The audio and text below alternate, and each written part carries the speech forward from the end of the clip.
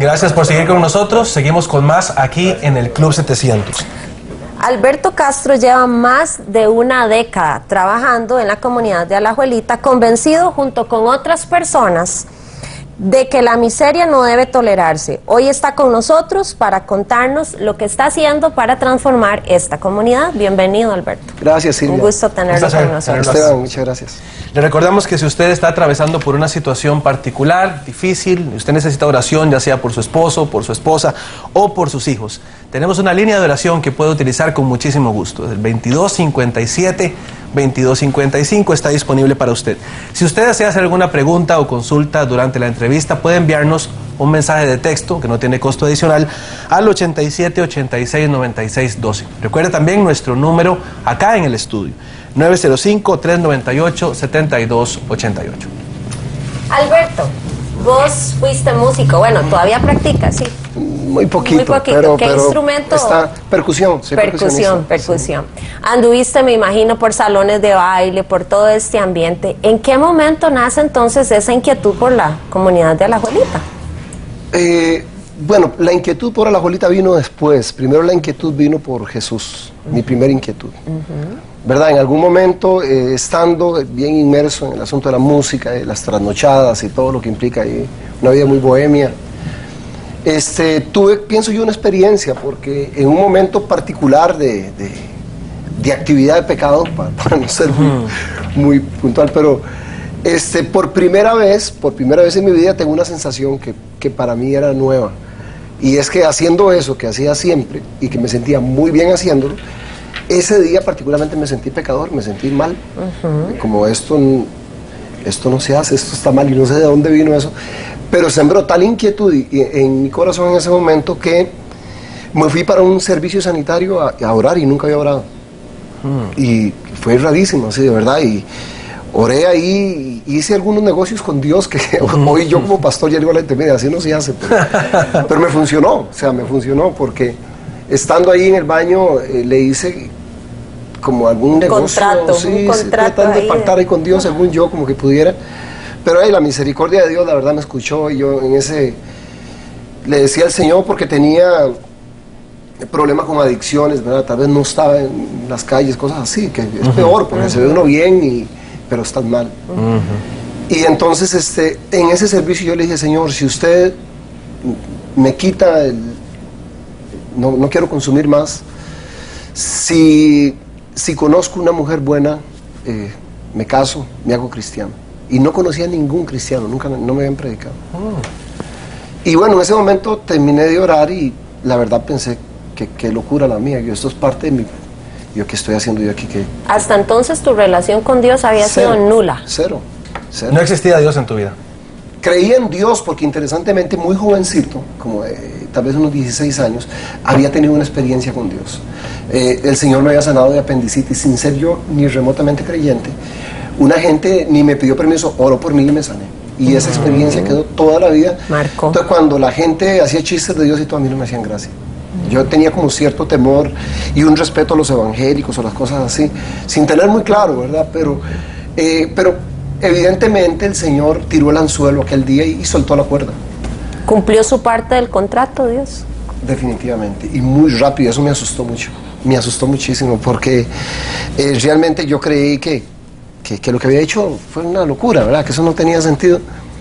Interesantemente, muy pronto comencé a ver resultados, y yo, ¿será cierto que ¿va en serio? Dios me oyó? Y me asusté un poco, mucho.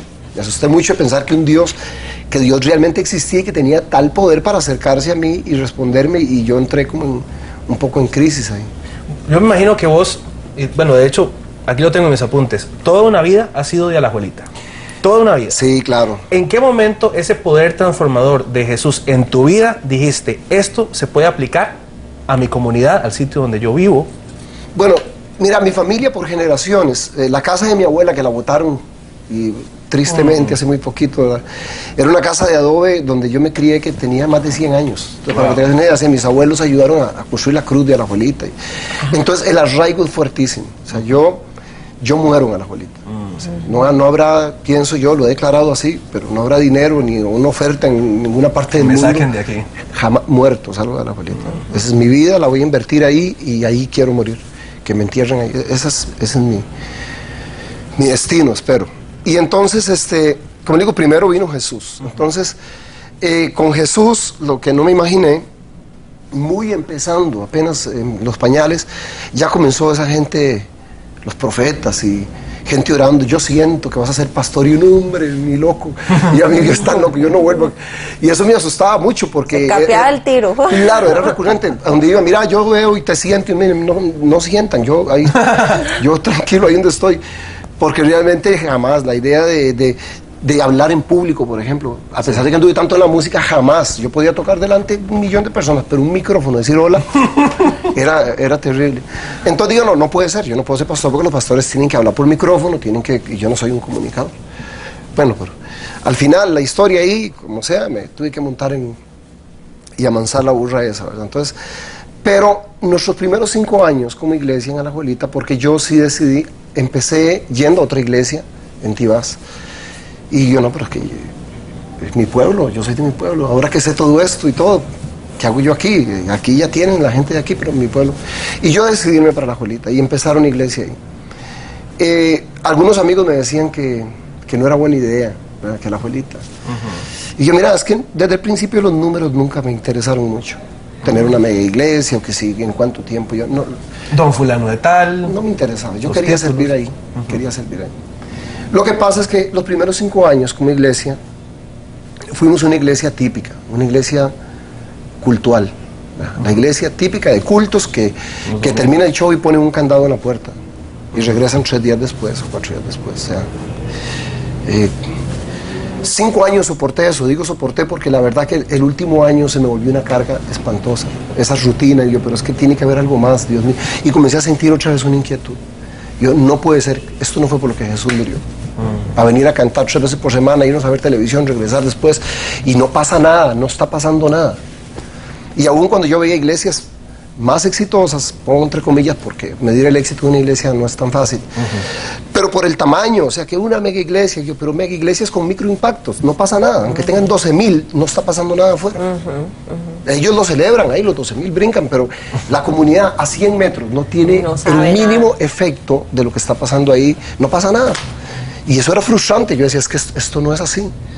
O sea, yo veía y volvía, releía el Evangelio y los apóstoles, como en el libro de los Hechos, dice esos que revolucionan, que ponen de cabeza al mundo. Que mientras caminaban su sombra iba sanando gente. Todas esas cosas, ¿verdad? Cómo influyeron todos los aspectos de la vida. Como una iglesia que fue pertinente en todos los aspectos de la vida.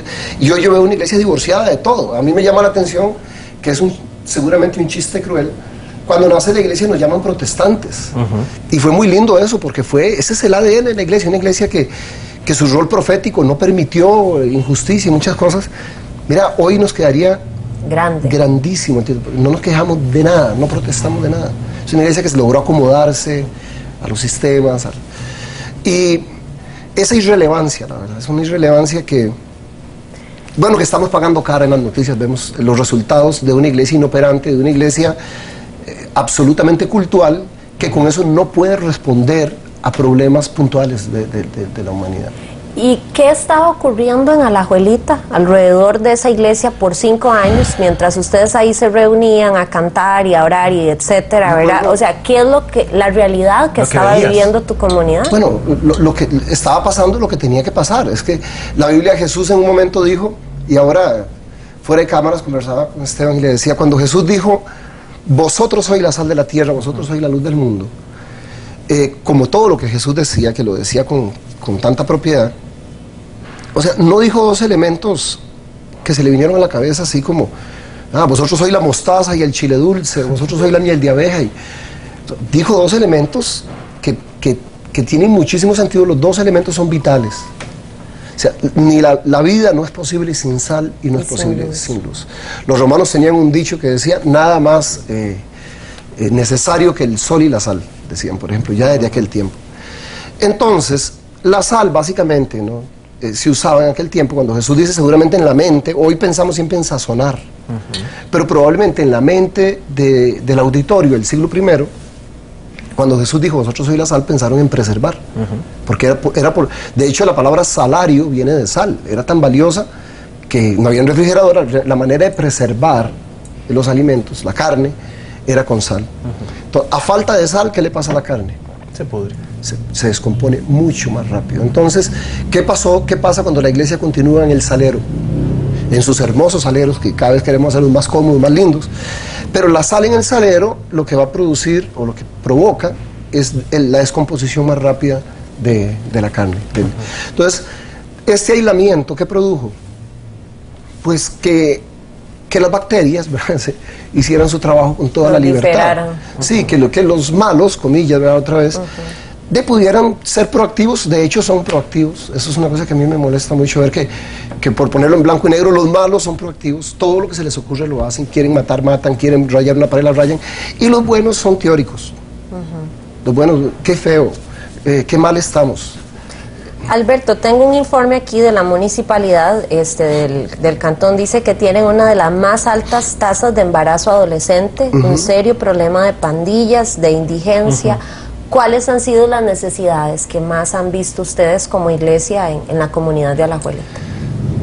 Mira, interesante, en algún momento hacemos un ejercicio en la iglesia, con el liderazgo de la iglesia, y yo lo ponía así, Alajuelita es muñequito en la mesa, y yo, este es Alajuelita, está grave, está muy enfermo, ha tenido tratamiento de muchos años, porque en Alajuelita hay unas 40 iglesias evangélicas, fuera de otros grupos.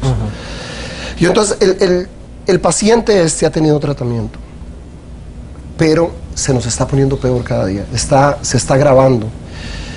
¿Qué creen que está pasando? Hay iglesias, estamos orando, hacen caminatas, ayunos, banderas, mimos.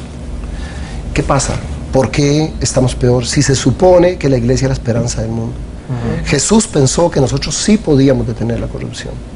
Cuando dijo soy la sal, soy la luz, Jesús no tenía ninguna duda. O sea, Jesús no le dijo, y con todo respeto, porque respeto mucho las instituciones del gobierno que hacen algo por PANI, Alcohólicos Anónimos, IAFA, respeto muchísimo estas instituciones. Me molesta mucho, más cuando iglesias critican a las instituciones. ¿Sabe por qué? Porque yo creo que nosotros deberíamos estar haciendo lo que ellos están haciendo. A ellos no les toca realmente hacer esto. O sea, Jesús no le dijo a las Naciones Unidas, vosotros sois la luz del mundo. Se lo dijo a la iglesia. Jesús pensaba que la iglesia es la única entidad redentiva que tiene este mundo. Y no es justo que le dejáramos el trabajo a aquellos que no tienen tal vez tal poder transformador. Y entonces hacemos como un análisis, a ver, como un consejo de médicos, decimos, a ver, ¿qué creemos? ¿Qué está pasando? ¿Cómo operamos a este paciente? Exactamente. ¿Será que la medicina es mala, o que la dosis no está bien, o que tal vez se la estamos dando oral, debería ser intravenosa? O sea, ¿qué es lo que algo no está bien? Sabemos que está bien que haya en iglesias, pero ¿por qué no está funcionando? En medio de todo este ejercicio que ponemos, bueno, primero, nunca habrá un buen diagnóstico sin una buena lectura de los síntomas. En una pizarra ponemos síntomas, ¿no? ¿Qué hay? Sí, niñas embarazadas, asaltos, narcotráfico, violencia intrafamiliar y una serie de problemas que tiene mi pueblo. Y después de un tiempo pensamos nosotros, ¿cuáles de esas cosas podrían cambiar si hacemos más cultos? Si vinieran 10 iglesias más a Alajuelita. Y comenzamos a darnos cuenta que por ahí no está.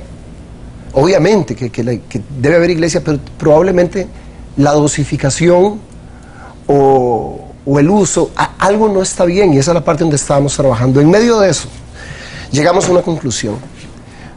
Yo creo, hoy apuntamos nosotros en Alajuelita, que además una estadística es que de unos 140,000 habitantes que tiene Alajuelita, menos de 800 han ido a la universidad.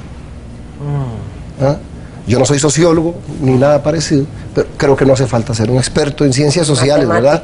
Para saber que, porque yo le decía, le digo mucho, esto lo comparto mucho con los grupos con los que trabajo en la iglesia, yo les decía, yo no oigo, aunque sé que puede ser, no oigo que digan, banda de odontólogos andan robando cadenas.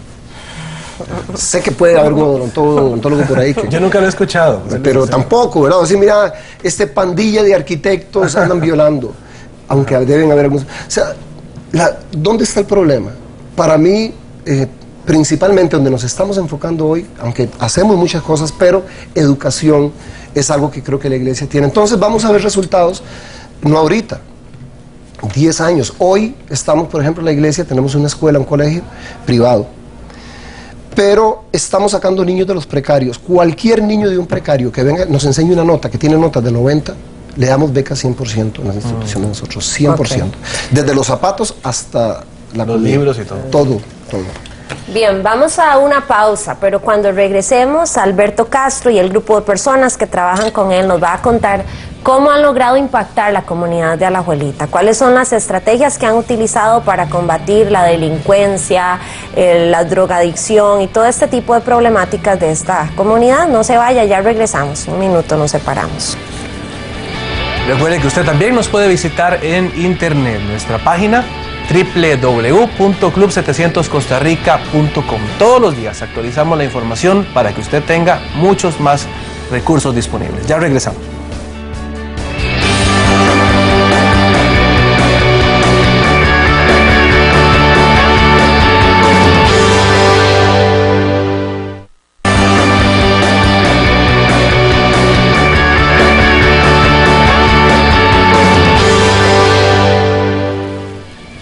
Seguimos con más aquí en el Club 700, gracias por acompañarnos. Hoy está con nosotros Alberto Castro, un hombre que viene a contarnos cómo a través de una estrategia muy clara ha logrado ir transformando la comunidad marginal por mucho tiempo de Alajuelita. Le recordamos que si usted está atravesando por una situación particularmente difícil, necesita oración por su esposo, por su familia, puede utilizar nuestra línea de oración, un servicio del Club 700. El número es 2257-2255, está en la pantalla de su televisor. También nos puede enviar un mensaje de texto, como algunos que ya nos han entrado, por las cuales vamos a estar hablando más adelante. El número es el 8786-9612. Y si desea hacer alguna pregunta, la línea en vivo acá es 905-398-7288. Alberto, siempre decimos que Dios es la respuesta a las necesidades humanas, pero ¿cómo hacemos para bajar eso a la práctica? ¿Cómo una persona frente a problemas tan graves como los que ve a su alrededor puede hacer algo? Mira, es muy interesante. Hoy el gran tema de Jesús fue el reino de Dios. Hoy es la iglesia y el crecimiento, la iglesia. Y ese no fue el tema de Jesús, la iglesia no fue el tema de Jesús, fue el reino de Dios. De hecho, la iglesia apenas tiene 2000 años, el reino es eterno. Desde que hay rey, hay reino. Ahora sabemos que en la caída, la mal llamada caída del hombre, digo mal llamada porque aunque es verdad, no es toda la verdad, esa fue la caída del reino. O sea, cayó todo, no solo el hombre, eso es muy antropocéntrica la posición teológica esta, de que a Dios solo le interesa al hombre y viene a rescatar al hombre, pero no es cierto. Dios tiene interés por cada cosa que creó, por las flores y por los peces y por todas las cosas, es su reino, toda la finca es de Dios con lo que hay adentro. Y entonces lo que pasa es que este reino que en ese momento entra en caos, entra en conflicto con el rey, la idea de Dios para reconciliarlo y para sanarlo fue la iglesia. Esa sí tiene 2000 años. Entonces fue que insertar a la iglesia en medio de su reino. Alguna gente habla de la iglesia como el reino de Dios. La iglesia no es el reino de Dios. Es un ladrillo más en el muro. Nada más que un ladrillo con una misión particular. Pero como poder transformar. Sí, a veces hablamos de la música del reino, toda la música es del reino, todo lo que hay en esta finca es del rey, pero lo cierto es que la iglesia sí es la idea de Dios de cómo sanar el reino, de cómo reconciliar el reino. Entonces para mí la iglesia es el trabajo. Si la iglesia hiciera su trabajo, veríamos resultados, porque esa es la idea de Dios, tiene que funcionar. De esos resultados quería hablarte, porque ustedes no solamente, ahora hablábamos del colegio que beca a los muchachos, pero ustedes hacen muchas otras cosas en la iglesia. Ustedes atienden drogadictos, ustedes tienen un proyecto, me parece lindísimo, que cada mes botan un ranchito y construyen una casa digna para una familia. Todo eso, ¿qué efecto, o a qué estrategia, perdón, obedece? ¿Cuál es la visión que tienen ustedes de impactar a Alajuelita? Mira, la estrategia, yo tengo que confesar que no hemos inventado nada, absolutamente. La estrategia es el Evangelio. Es el Evangelio. Ahora, el asunto es, ¿qué entendemos por el Evangelio? Para mí, por ejemplo, tengo una definición con la que estoy casado. Para mí, Evangelio es la respuesta pertinente de la iglesia a las preguntas puntuales del hombre. Te lo voy a explicar. En un momento, Jesús da de comer a una multitud, tienen hambre. Entonces tenía 3 días de estar predicando el Evangelio. Pero ve qué interesante, como el Evangelio son buenas noticias, llegó un momento donde decir una palabra más ya no era buenas noticias. Tenían que comer. Había que darle de comer. Entonces, ahora muta el Evangelio. Yo uso esas palabras, no sé si estará bien. Yo digo que el Evangelio es mutante porque en este momento cambia completamente, se transforma para ser pertinente y para responder. Entonces ya ni una palabra, ningún versículo más iba a producir vida ni bendición. Se convierte en pan y pescado. Evangelio, un pescado podía ser evangelio, sí, ahí era evangelio, eran buenas noticias, pero a la mujer pecadora, aquella que llevan delante de Jesús, esa mujer no necesitaba un pescado o una piña de pan no iba a hacer ninguna diferencia en su vida, necesitaba perdón. Y ahora el Evangelio se transforma de pescado a perdón. Pero Bartimeo, además de ser perdonado, la mejor noticia, porque si Evangelio son buenas noticias, la mejor noticia para un ciego es la vista. Entonces él vuelve a mutar y ahora no solamente es perdón, sino que ahora es poder para sanar. Pero el gadareno ya veía, entonces ahora, y sigue, entonces vemos un evangelio que constantemente se está transformando para poder ser pertinente A las necesidades. Yo vacilo un poco, los abuelos de nosotros, seguramente ustedes están muy jovencillos y no se acuerdan. Aunque yo tampoco, nada más he oído, yo he oído nada más, ¿verdad? Pero los abuelos y seguramente la gente muy mayor recordará, que yo no la conocí, confieso que no la conocí, la famosa pomada canaria.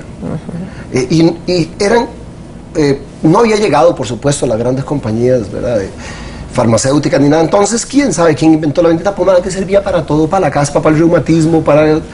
Mira, se la recetaban a todo. Servía para todo. Obviamente no, eso no era cierto.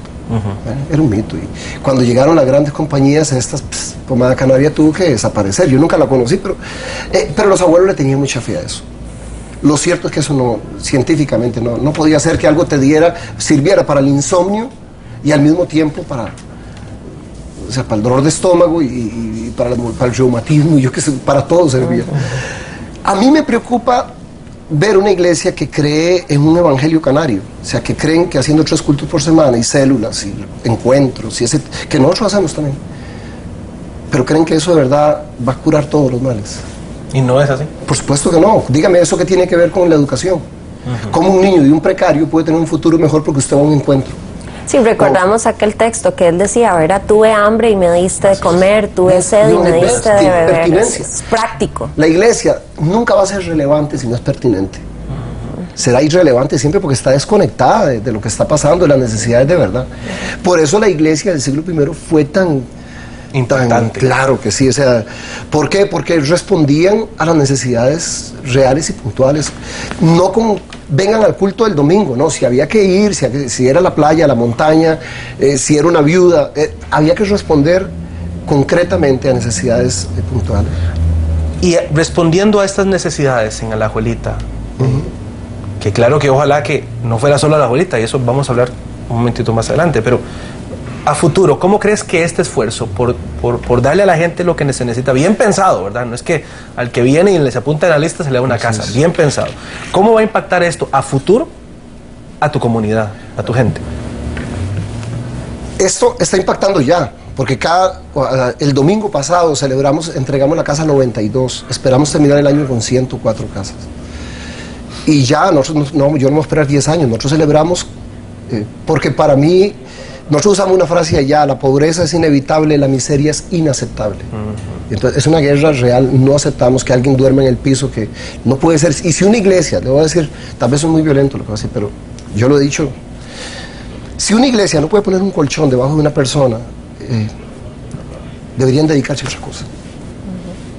Si realmente, mire, una iglesia por pequeña, porque estamos en un contexto de pobreza. Sí. Nuestra iglesia no hay ricos, no hay profesionales. Donde hay 800 universitarios en 140,000, ¿cuántos crees que tenemos nosotros? Claro. ¿Somos cuántos? 10. Empresarios, microempresarios, 2. O sea, somos una iglesia, digamos, pobre. Entonces, lo que pasa es que usamos los panes y los peces que tenemos, ¿verdad? Claro. O como Moisés, el palo seco, abriendo mares y haciendo locos. Y el Señor usa eso. Sí, porque tiene que ser así. ¿Cuál es el Dios que conoce la gente, entonces, Alberto? En medio de esta realidad, ¿es un Dios filosófico de la Biblia, ese librote que no entiendo, o sea, ¿cuál es el Dios que han conocido las personas de Alajuelita a través del impacto que han tenido ustedes en su trabajo? Alajuelita probablemente sea como la India, deben haber unos 3.000 dioses, porque la concepción de Dios que tiene cada uno depende de muchas cosas, ¿sí? Si una persona, nosotros atendemos una comunidad que es la más deprimida de Alajuelita, se llama Jazmín, donde están los pobres de los pobres, ahí donde hemos construido más casas y pastoreamos esa comunidad. Si una persona de estas ve de pronto un programa de televisión donde dice, cualquiera, donde dice Dios te quiere bendecir, traiga $20, ya ese no es su Dios. Claro. Ya ese no es su Dios, porque esa persona en la vida ha visto $20 ni los va a ver nunca seguramente. Además nunca ha visto ni $1. Y seguramente no va a tener el honor de conocer $1 nunca. Entonces, ese Dios no es su Dios, imagínate. Claro. O cuando se hacen todas estas declaraciones que a veces se hacen, es un Dios absolutamente exclusivo, elitista. Entonces, queda mucha gente. Entonces, seguramente el Dios de nuestro Dios en Alajuelita debe ser diferente, porque el de nosotros sí es accesible, o sea, ellos pueden orarle sin plata y cosas así, ¿verdad? Claro. Es un poco complicado eso, porque yo no puedo responder por otra gente, como era. Claro, por supuesto. Lo que sí creo que la iglesia, soy absolutamente convencido, por eso le digo que para mí es muy emocionante. ¿Cómo va a cambiar? Tenemos hoy 32 niños de precarios becados, de ranchos. Ahora, ¿cuál es el sueño? Ya 2 van para la universidad el año que viene. Nosotros los acompañamos hasta la universidad, hasta que se gradúen. O sea, y después de que se gradúan les damos trabajo en la iglesia. Ahora, dentro de 10 años, ¿cómo ven? Dentro de 10 años, ¿cuántos van a ser? Es un efecto multiplicador. Entonces, probablemente digamos que en 10 años tengamos 150 profesionales producidos con toda intencionalidad. Con el sello de ustedes. Con intencionalidad. Quiero decir con eso que nosotros los discipulamos para que sean líderes comunitarios. Ustedes no es que hagan actitudes y nos van a ir ahora. No, vamos a cambiar este pueblo. Ustedes van a cambiar esa comunidad donde están. Vamos a llevar esperanza a sus hermanos. Y ellos van creciendo con la idea de una misión. Van a ser los mesías de su pueblo. Dentro de 10 años tendremos hombres y mujeres profesionales que saben lo que es el miedo, el frío, el abuso, el hambre. Sensibles, con conocimiento de Dios, de su palabra. Y me parece un gran comienzo. Y esta estrategia, Alberto, de buscar a Dios, poner la fe a trabajar, despertarla, realmente es algo que todos en casa, todos tenemos que buscarla también. Y agradecerte a vos por venir a compartir. A ustedes. Se nos ha ido el tiempo volando, Alberto, pero de veras que muchísimas gracias por compartir con nosotros esta visión. Ha sido esperanzadora. Y vos has dicho muchas cosas que quizás otros no se pueden atrever a decirlas, pero qué bueno que las has dicho. Muchísimas gracias, Alberto, por haber estado con nosotros. Gracias, Alberto. Nosotros vamos a una pausa, pero cuando regresemos nos trasladamos hasta República Dominicana, en donde Felipe Polanco... Muy pronto comencé a ver resultados y yo, ¿será cierto que... ¿Va en serio? Dios me oyó y me asusté un poco, mucho. Me asusté mucho de pensar que Dios realmente existía y que tenía tal poder para acercarse a mí y responderme, y yo entré como un poco en crisis ahí. Yo me imagino que vos, bueno, de hecho, aquí lo tengo en mis apuntes, toda una vida ha sido de Alajuelita. Toda una vida. Sí, claro. ¿En qué momento ese poder transformador de Jesús en tu vida dijiste, esto se puede aplicar a mi comunidad, al sitio donde yo vivo? Bueno, mira, mi familia por generaciones, la casa de mi abuela que la botaron y tristemente hace muy poquito, ¿verdad? Era una casa de adobe donde yo me crié, que tenía más de 100 años. Entonces, para que tengas una idea, mis abuelos ayudaron a construir la cruz de Alajuelita. Entonces el arraigo es fuertísimo. O sea, yo muero en Alajuelita. O sea, no habrá, pienso yo, lo he declarado así, pero no habrá dinero ni una oferta en ninguna parte del mundo. Me saquen de aquí. Jamás muerto, salgo de Alajuelita. Alberto, vos fuiste músico, bueno, todavía practicas, sí. Muy poquito. Muy poquito. ¿Qué pero instrumento? Está percusión. Soy percusión. Sí. Anduviste, me imagino, por salones de baile, por todo este ambiente. ¿En qué momento nace entonces esa inquietud por la comunidad de Alajuelita? Bueno, la inquietud por Alajuelita vino después. Primero la inquietud vino por Jesús, mi primera inquietud. ¿Verdad? En algún momento, estando bien inmerso en el asunto de la música, de las trasnochadas y todo lo que implica ahí, una vida muy bohemia, tuve, pienso yo, una experiencia, porque en un momento particular de actividad de pecado, para no ser muy puntual, pero por primera vez en mi vida tengo una sensación que para mí era nueva. Y es que haciendo eso que hacía siempre y que me sentía muy bien haciéndolo, ese día particularmente me sentí pecador, me sentí mal. Como esto no se hace, esto está mal. Y bueno, en ese momento terminé de orar y la verdad pensé que qué locura la mía, que esto es parte de mi... Yo, ¿qué estoy haciendo yo aquí? Hasta entonces tu relación con Dios había sido nula. Cero. No existía Dios en tu vida. Creí en Dios porque interesantemente muy jovencito, como tal vez unos 16 años, había tenido una experiencia con Dios. El Señor me había sanado de apendicitis sin ser yo ni remotamente creyente. Una gente ni me pidió permiso, oró por mí y me sané. Y esa experiencia quedó toda la vida. Marcó. Entonces cuando la gente hacía chistes de Dios y todo, a mí no me hacían gracia. Yo tenía como cierto temor y un respeto a los evangélicos o las cosas así, sin tener muy claro, ¿verdad? Pero evidentemente el Señor tiró el anzuelo aquel día y soltó la cuerda. ¿Cumplió su parte del contrato, Dios? Definitivamente, y muy rápido. Eso me asustó mucho, me asustó muchísimo, porque realmente yo creí que lo que había hecho fue una locura, ¿verdad? Que eso no tenía sentido. Interesantemente, no sé de dónde vino eso, pero sembró tal inquietud en mi corazón en ese momento que me fui para un servicio sanitario a orar y nunca había orado. Y fue rarísimo, así de verdad, y oré ahí, y hice algunos negocios con Dios que hoy yo como pastor ya digo a la gente, mira, así no se hace, pero me funcionó, o sea, me funcionó porque estando ahí en el baño le hice como algún negocio, un contrato tratando de pactar ahí con Dios, según yo, como que pudiera, pero ahí la misericordia de Dios, la verdad me escuchó, y yo en ese le decía al Señor porque tenía problemas con adicciones, ¿verdad? Tal vez no estaba en las calles, cosas así, que es peor, porque se ve uno bien, pero estás mal. Y entonces en ese servicio yo le dije, Señor, si usted me quita no quiero consumir más, si conozco una mujer buena, me caso, me hago cristiano. Y no conocía a ningún cristiano, nunca, no me habían predicado.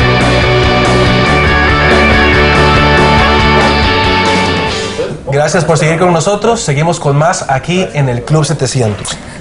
Alberto Castro lleva más de una década trabajando en la comunidad de Alajuelita, convencido junto con otras personas de que la miseria no debe tolerarse. Hoy está con nosotros para contarnos lo que está haciendo para transformar esta comunidad. Bienvenido, Alberto. Gracias, Silvia. Un gusto tenerlo con nosotros. Esteban, muchas gracias.